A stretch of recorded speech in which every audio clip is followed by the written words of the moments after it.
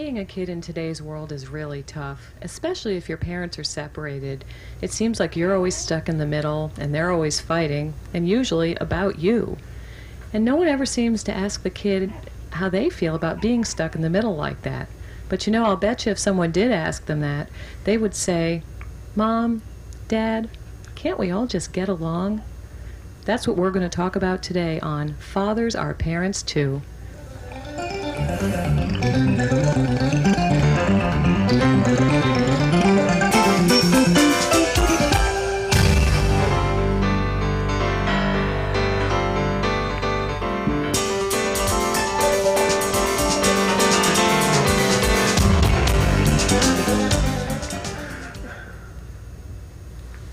I'm Ann Mitchell, and today on Fathers Are Parents Too, we're joined by Jeff Masnaghetti, Sandy Masnaghetti, Sharon Masnaghetti, who is connected to us by a remote phone link. Sharon, are you there? Yes. Hi.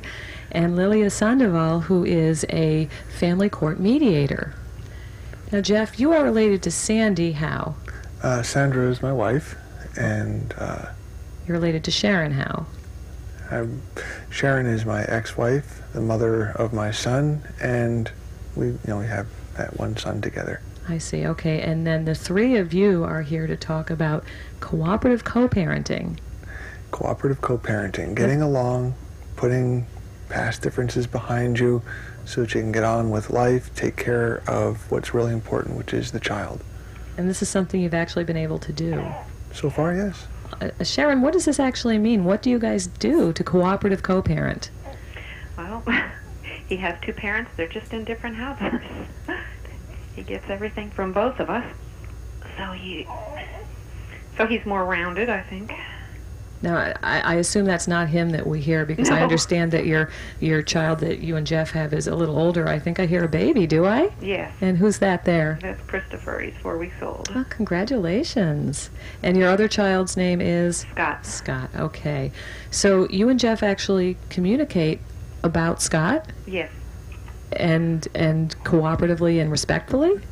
Completely.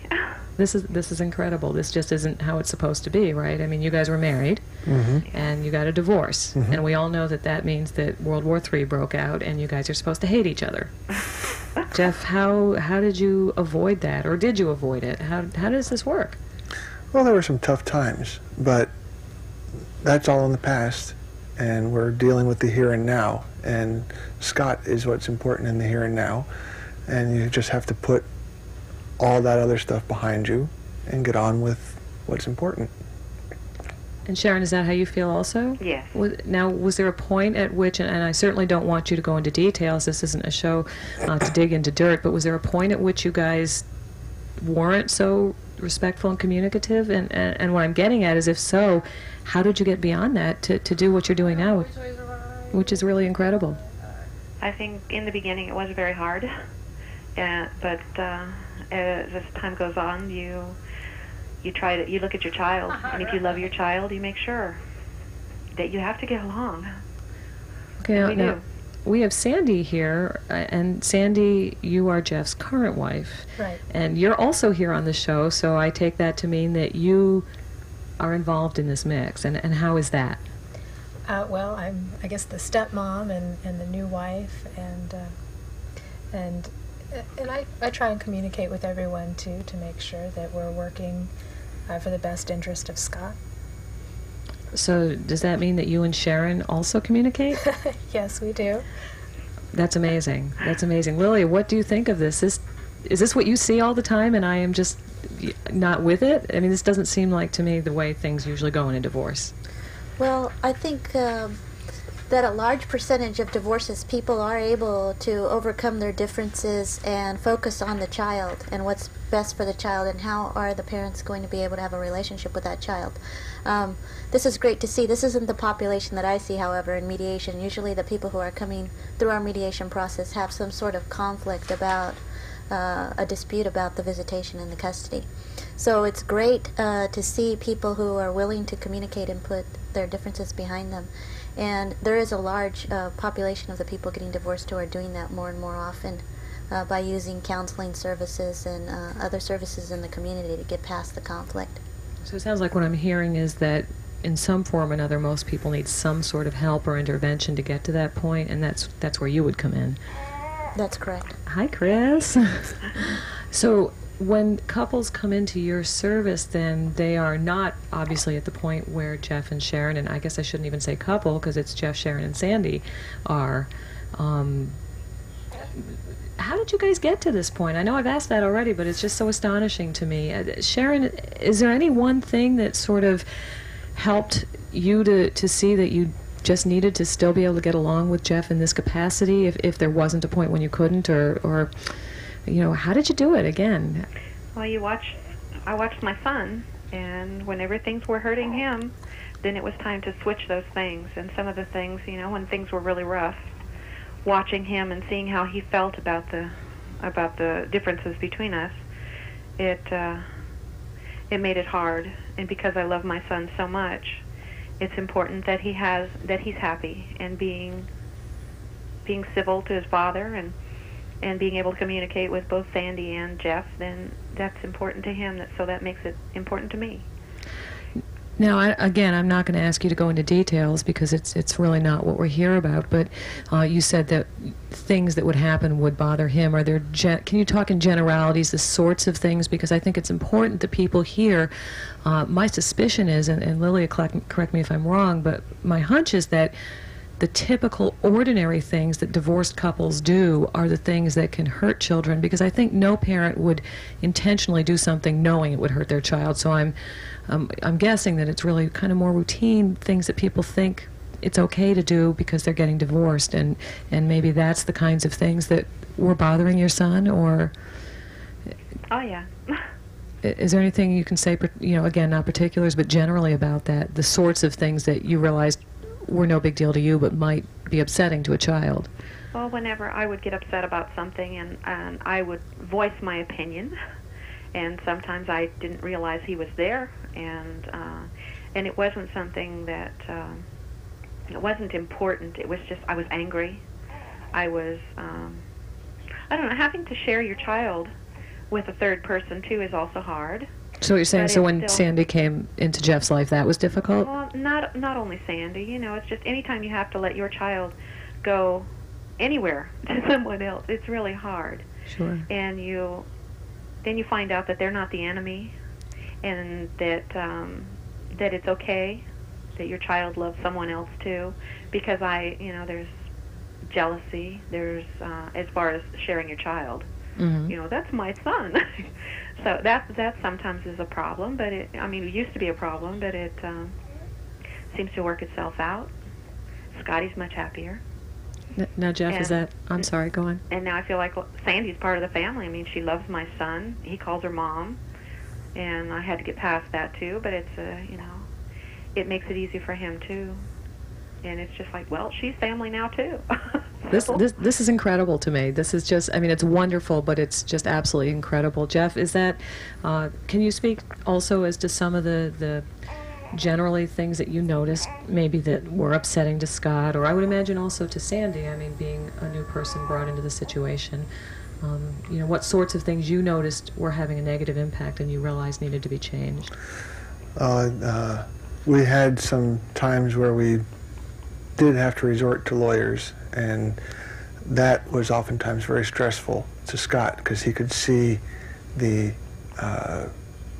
conflicts that were constantly going on during those times, and that affected him very much. And so working without lawyers, I think, is better for Scott because he removed all the conflict, and he feels like he's living in a world without so much hassle, without so much problem. There's less for him to worry about, and it's wonderful for him.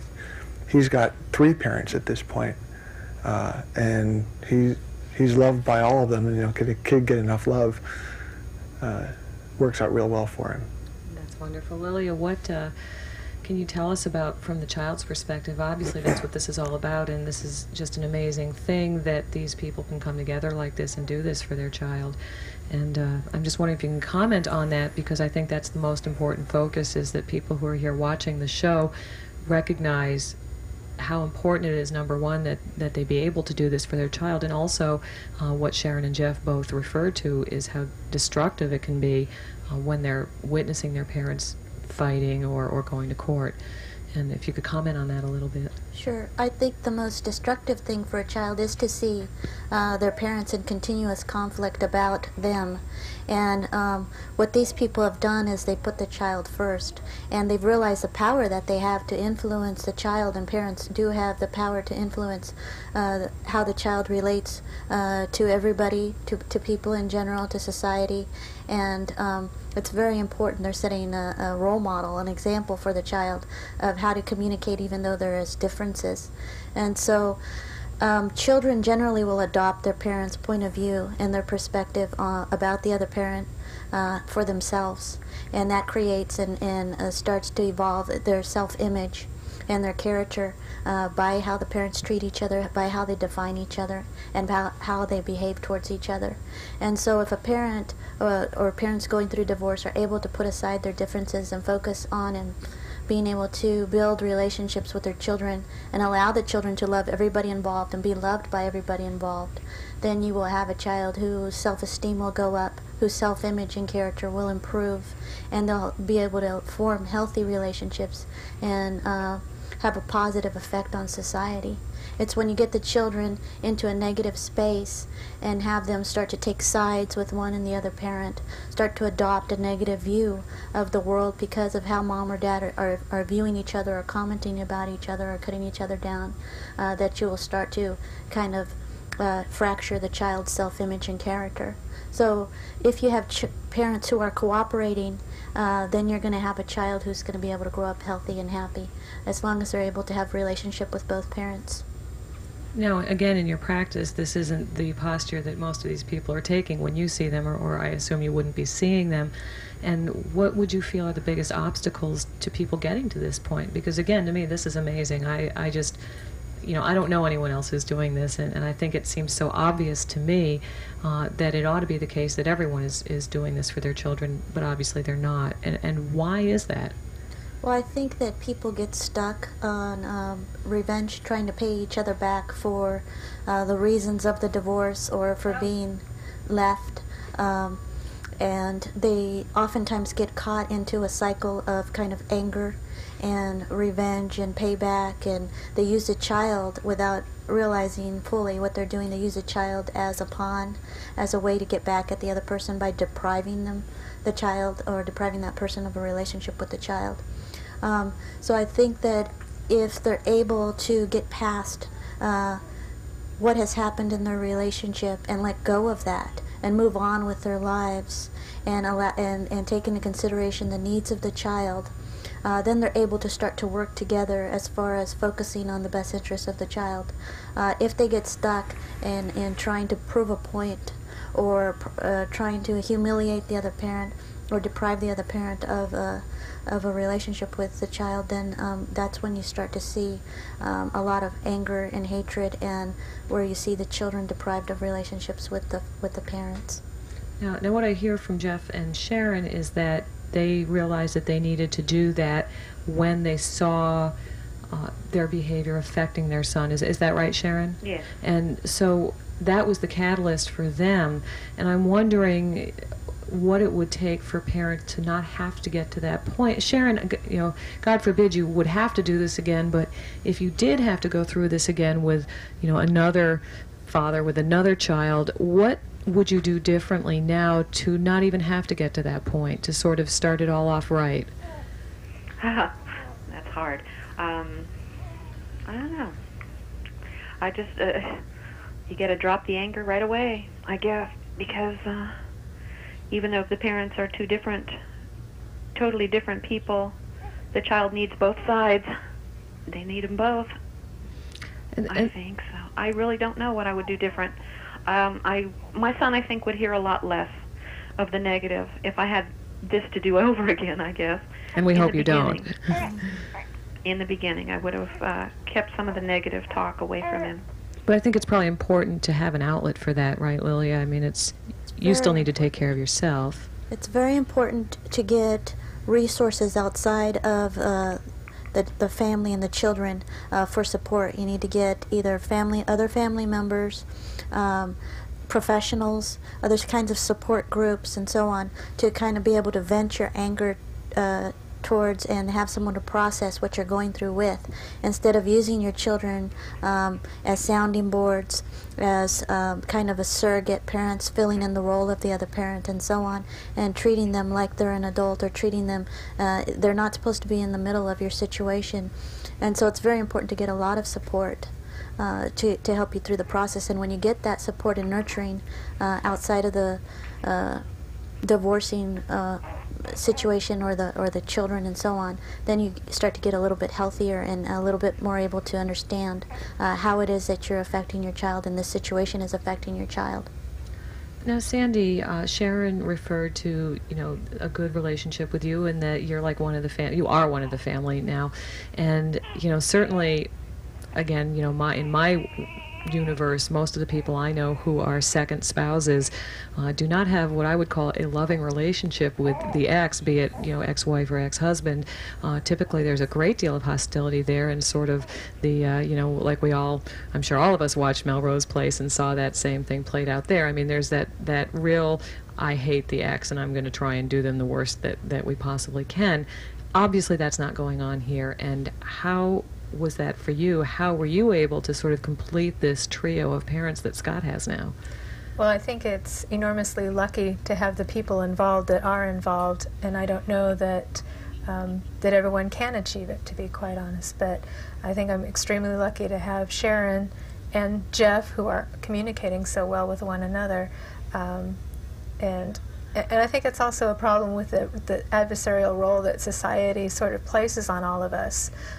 When you get into a situation like this and you see, the wife and the ex-wife are supposed to hate one another, and there's supposed to be all this anger and jealousy and all of this, you have to really get past that and just really look at the individual people for who they are, and try and understand that isn't the way things have to be. Now, you women realize that what you've done is you've deprived Jeff of the joy of being stuck in the middle of two women that he has to deal with. That was very unfair of you. I think we have some questions we have I'll forgive you. Some people here in our audience, and I think we have some questions. Yes. Well, I would just like to thank Jeff and Sharon, first of all, for being so reasonable on behalf of society. I think we can all greatly approve of that. In my situation, I had a mother of a child who I just could not agree with. She would not do mediation. And I ended up going into court because I didn't know what else to do. My question to Lilia is, well, let me start another way. I read in the family law code that one of the factors in custody is that custody would be favored towards the parent who is clearly more willing to cooperate. And I thought, well, that's great, but that never seems to happen. Do you ever come across that actually in practice? That's my question.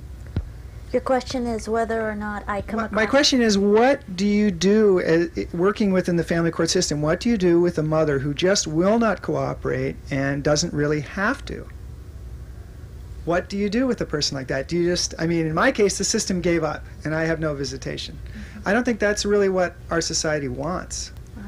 So how do you handle it when one of the parents is really recalcitrant and maybe is not willing to head towards that cooperative model? Is that... Right, that's my question. Well, what we look at is trying to find a way to help that person cooperate. And there's a couple of different ways that can happen. For example, if you're unable to mediate and we see that the person's unwilling to cooperate, we'll refer them on to the early resolution program for an assessment. And when you get an assessment, you have a neutral third party therapist assessing what your situation is and what the dynamics are in the family.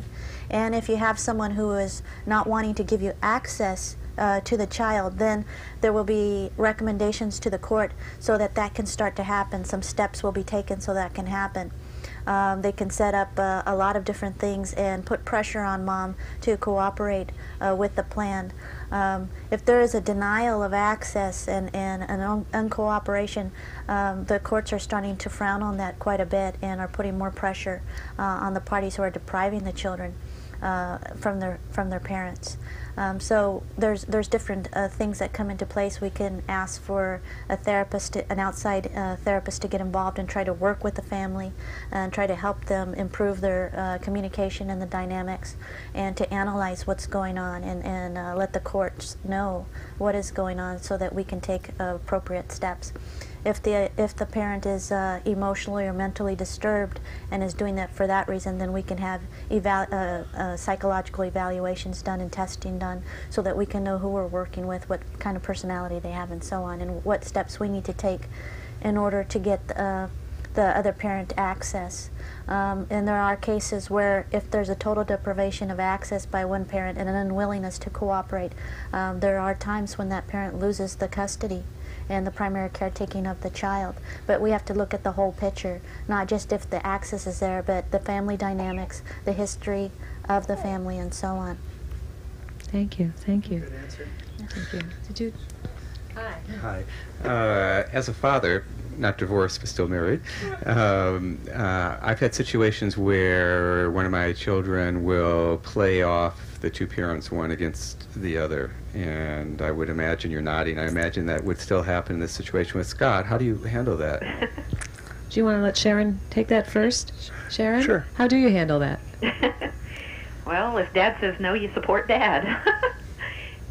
I don't know. We don't let them play off each other. We talk about it. That sounds like that's the key, actually, for everything I'm hearing here, is the fact that the two of you talk is really key here. And that's what makes it hard for him to play you off. It makes it easy for him to talk to both of you, I imagine, and he feel still okay tries. about that. Jeff? No, Scott still tries. But Yeah, he does try. Yeah, he tries regularly, Yeah. but we have communication, and if there's really a problem, I'll give her a call and we'll talk about it. We have caught situations where Scott has attempted to play one against the other, and it's amazing. Once you recognize that that's what's happening, then you can focus on the real problem, which is Scott's current behavior, and that gets corrected rather quickly. And those are the times when Scott says, "Man, I wish you guys still didn't talk, huh?" It certainly works to his disadvantage at times. Yeah. How about you? Did you have a question? Yeah, I have a question for Lilia. Given that Jeff and Sandy are really exceptional, and also given that most all of the cases go before mediation before they go to the courts, so you basically see them before the judges do, and given that they are so exceptional and they do represent an ideal, what do you think perhaps that you're doing wrong that there are not more couples like Jeff and Sandy? Jeff and Sharon and Sandy. Actually, there's a large percentage of the divorcing population who are able to work out a custody and visitation plan without ever going through our mediation process. So we have a very small percentage of people coming through the mediation process. In fact, I think there's over 50% of the people resolve their case before ever coming into the court system, and they stipulate to that outside of the court system. Then when they come into our situation, we give them an orientation class to help orient them as to what will happen in the court system and the whole process. And through that orientation class, we have 25% of the people in that class, those parents, stipulating in that before they ever get to mediation. And then we have 50% of our people who come through the mediation process who actually stipulate before going into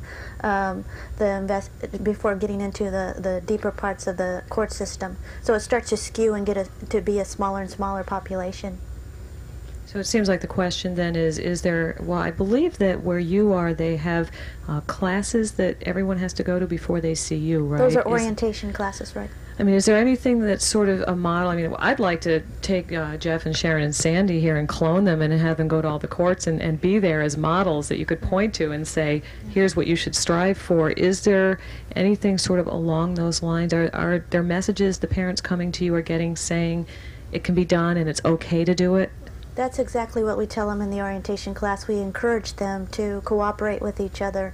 And in fact, we let them know that it's much better if they're able to come to some sort of agreement between them. The plan will work better. It will be something that they've chosen. They have more power and say in what happens and so on. So many parents do come to some sort of agreement before they even get into our process.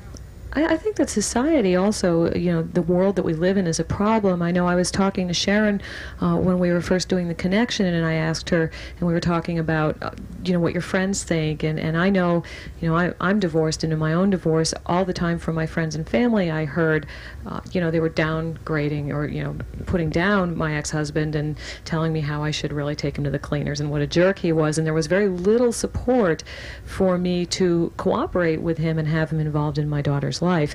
And I think, Sharon, you said that you've seen that as well among your own friends, isn't that right? Oh, yeah. So I think that it's important perhaps also for parents to be aware that they're going to get this external pressure and that they still need to do what's right for their child. And Sharon, have you actually dealt with people telling you you're nuts to Oh, yes. and how do you answer that?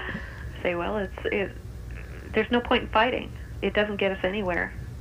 It upsets Scott, so why bother? There's got to be some way we can get along, and we found it. That's wonderful. Okay, we have time for one more quick question, and I think you had one. Did you? Sure. How do you explain all of this to Scott? He's gone through so many changes, the period with the lawyers and the period now where you're co-parenting. How have you explained it to him? Well, I've tried not to discuss the lawyers and the issues with Sharon with Scott. I keep that separate.